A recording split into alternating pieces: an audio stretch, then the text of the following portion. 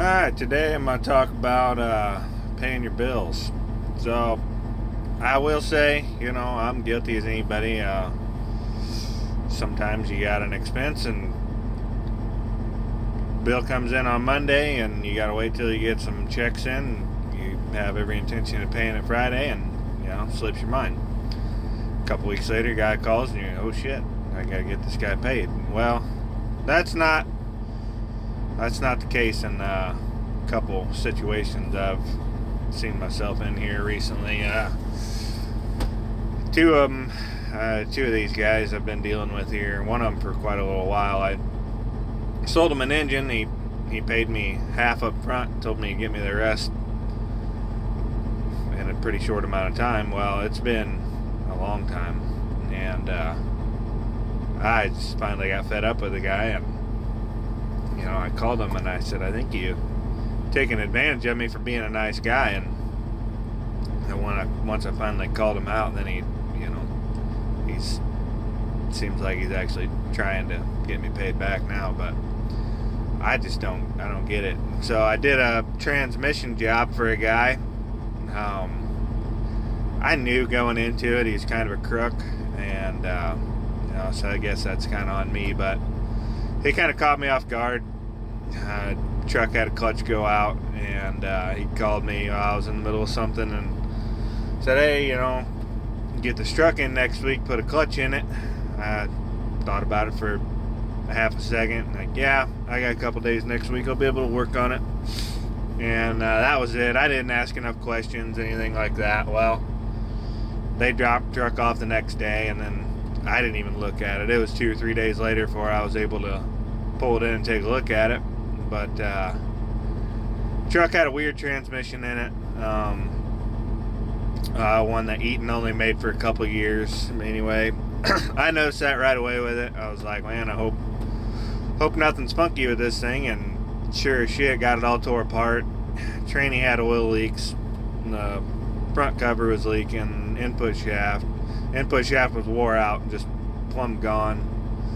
And I had him get a kit, just, if it would have been a regular FRO 10-speed, that kit would have worked in it, but this wasn't a regular FRO, so I had to find parts for it.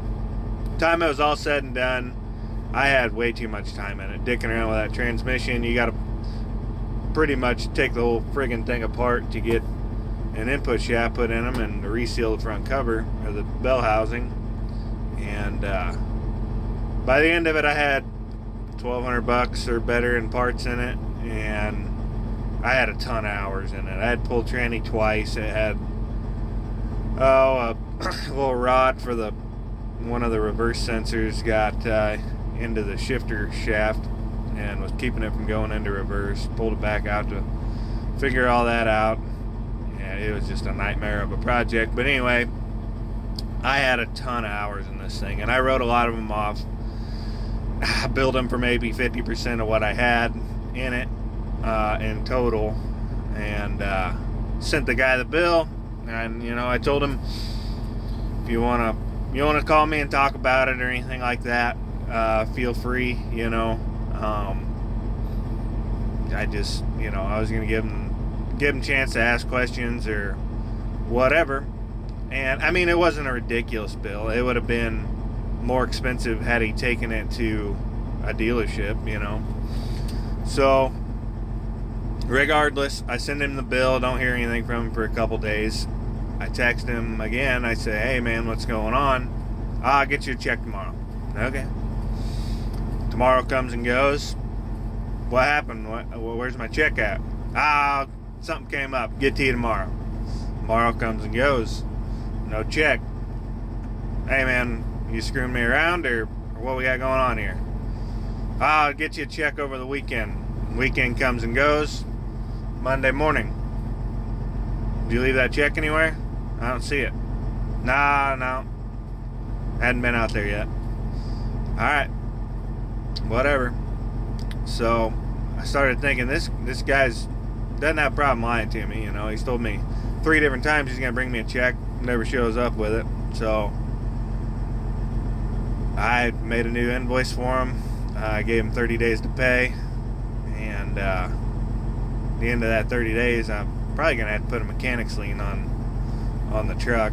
I know a lot of you'll say, "Oh, you shouldn't have let it leave," but these are local guys, and I really thought they were gonna be honest. In the middle of harvest, they needed the truck, so I'm trying to do the right thing. He's got a driver in it, so it's driver came and picked it up. The owner of the truck, didn't even drop him off. I don't know. I'm a little torn on it, but if you own a shop or whatever, I mean, I'm gonna do a claim on their DOT. So if you're a shop or somebody doing business and you want to know who it is, just research your DOT number. There's going to be, I wouldn't imagine I'm the only one that has a complaint on them. What I've heard, they have a hard time paying their bills a lot of places. So a word of warning to everybody, I guess. Watch out for pieces of shit.